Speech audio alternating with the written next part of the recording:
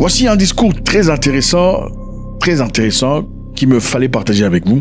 Je pense qu'il sera essentiel de vous entendre parler à la fin de cette vidéo, ou peut-être même pendant que la vidéo se déroule.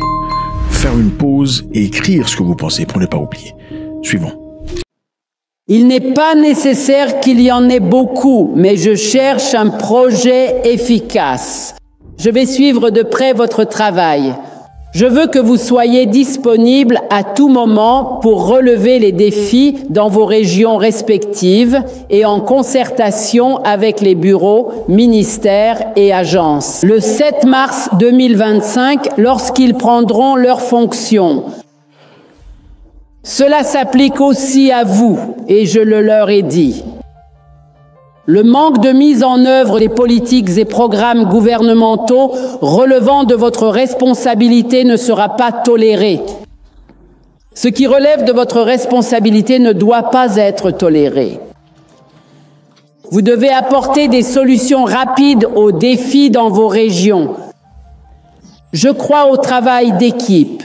Et j'attends de vous que vous collaboriez et travailliez en étroite relation avec les communautés, que vous forgiez des alliances et des partenariats constructifs avec les chefs d'entreprise afin de renforcer tous les efforts pour répondre aux besoins de notre population dans vos régions respectives.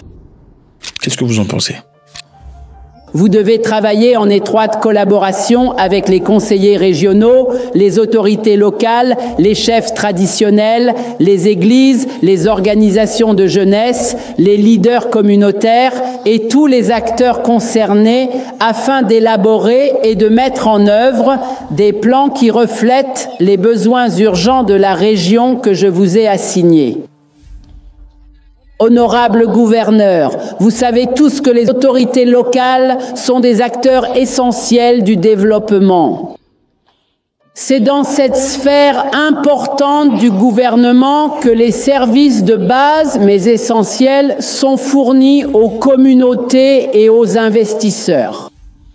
Les villages et les agglomérations sont des circonscriptions et ces circonscriptions doivent être intégrées dans votre planification et l'exécution des programmes gouvernementaux. Je sais que très bientôt, nous allons organiser les importantes élections régionales et des autorités locales. Ces scrutins sont essentiels. Et en tant que gouverneur, vous devez absolument jouer un rôle essentiel et veiller attentivement à ce que nos conseillers régionaux et des autorités locales, une fois dûment élus, soient guidés de manière appropriée et conformément à toutes nos lois et réglementations en vigueur. Waouh! Qu'est-ce que vous en pensez? Continuons. Pour conclure, je dois absolument vous rappeler que je vous ai personnellement choisi parmi un très grand nombre de Namibiens qui sont tout aussi capables et compétents d'assumer pleinement les fonctions importantes de gouverneurs régionaux. Je suis convaincu que vous saurez relever ce défi avec succès et dévouement. Mais cela s'explique par le fait que les postes disponibles sont malheureusement limités et nous ne pouvons pas tous les occuper simultanément, ce qui est une réalité à laquelle nous devons faire face. Cependant, je crois aussi que vous, en tant qu'individu, faites partie des Namibiens ayant une grande intégrité et une éthique irréprochable.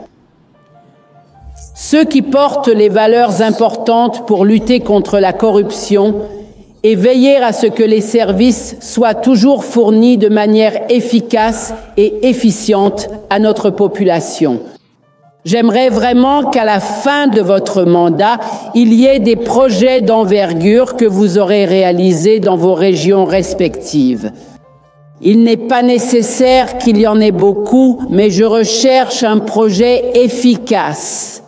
Je suivrai de près votre travail. Je veux que vous soyez disponible à tout moment pour relever les défis dans vos régions respectives en concertation avec les bureaux, ministères et agences.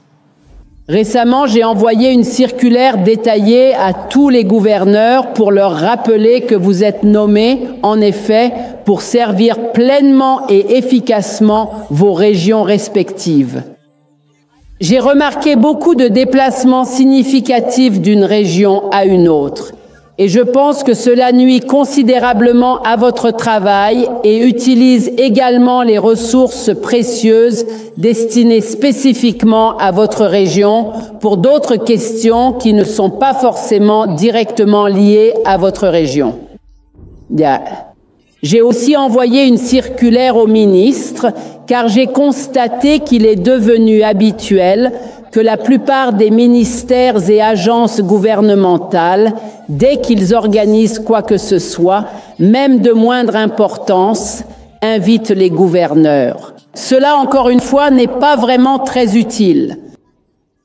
C'est pourquoi j'ai donné pour instruction que toutes les invitations adressées aux gouverneurs par des institutions passent par le bureau du président, afin que nous sachions exactement si une telle invitation contribuera au travail des gouverneurs ou s'ils y vont simplement pour le plaisir.